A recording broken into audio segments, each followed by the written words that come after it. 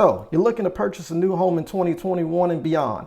And with bidding wars happening all over the place and lines outside of open houses like you're at the DMV, take a number. It's kind of like the wild, wild west out here. So I'm going to give you a handful of tips that should get your offer accepted on any property that you love. And be sure to stick around for the bonus at the end. Hello, everybody. My name is Valiant Broussard, your neighborhood realtor, talking real estate from the Sunshine State.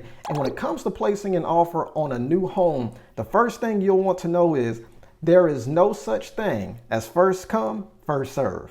As agents in most states, we're required to present all offers in a certain time frame. So to you, this means when it comes to putting your offer in, don't waste time, don't go to lunch, don't dilly-dally, and don't take too much time pondering and analyzing your offer.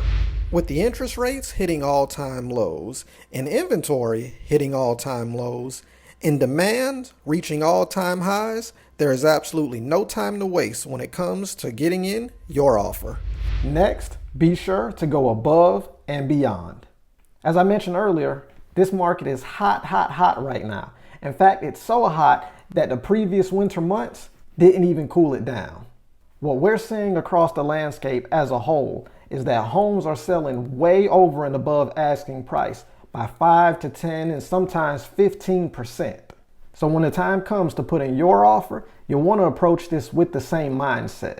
For example, if you come across a home for $100,000, a great offer might just be $110,000, $115,000, maybe even $120,000, and be cautious about closing costs. We'll circle back around to that in a moment.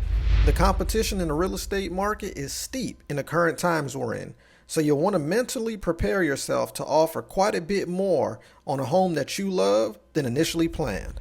And remember, purchasing real estate is still a people business. And that brings us to the next tip: write a letter.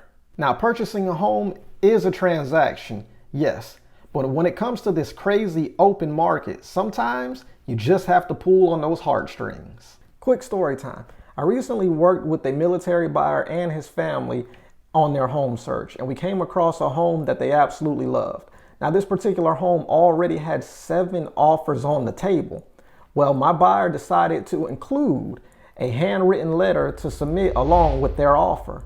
And sure enough, the sellers decided to accept their offer.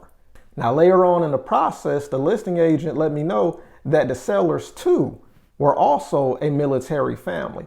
And so they were able to relate. And we were able to have a successful close. Next up, pay your own closing cost. Now, in a traditional home purchase, there's seller's closing costs and there's buyer's closing costs. But the past few years, there has been a massive uptrend in sellers assisting buyers with their closing costs. In turn, this makes the sellers pay double closing costs, but not anymore. So if, and only if, you have the means and bank account to pay your own closing costs, consider doing so and meeting the sellers halfway. This will strengthen your offer and make it stand out from the competition. And finally, that brings us to quick close.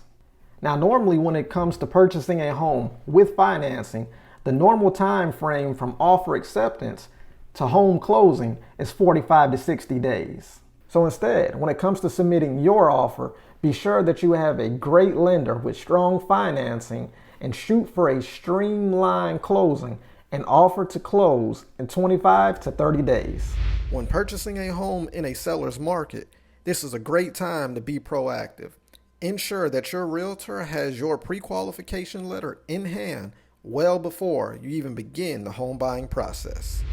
Now, on to the bonus. Off-market properties.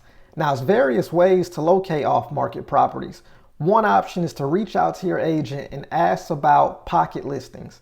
Now, pocket listings are generally in-house listings that the seller decided not to list on the MLS. The next option to finding off-market listings is reach out to your local landlords who no longer want to be in the rental business. And last but not least, reach out to your local investors. They're all over the place. And in this hot of a market, I'm sure is looking to sell properties and don't want to deal with the MLS. Finding off-market listings is a fantastic and creative way to purchase a new home that doesn't have the eye and attention of the open market.